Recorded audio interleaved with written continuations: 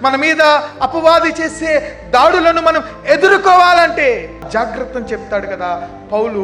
పేతురు రాసిన మొదటి పత్రికలో 5వ అధ్యాయము 8వ వచనంలో ఆయన ఏమని జాగ్రత్త చెప్తాడంటే, నిబ్బరమైన బుద్ధి గలవారై మెలకువగా ఉండుడి.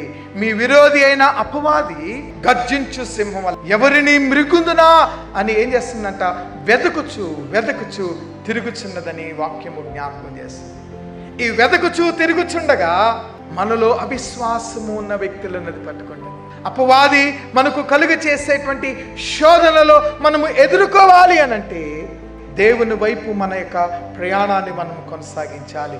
యెహోవా దేవుడు తన కుమారుని పంపించినప్పుడు కుమారుడే శోధనలు ఎదుర్కొంటున్నప్పుడు ఎవరి మీద ఆధారపడ్డాడు? ఆయన తన తండ్రి మీద ఆధారపడ్డాడు. అంతేగాని ఎప్పుడు తన విశ్వాసాన్ని కోల్పోలేదు. ఆయన ఎప్పుడు దేవుని మీద ఆధారపడినటువంటి వాడిగా ఉన్నాడు. ఎంతగా ఆధారపడ్డాడంటే దేవుని వాక్య అనుభవంలోని మర్మాలపై ఆయన ఆధారపడ్డాడు.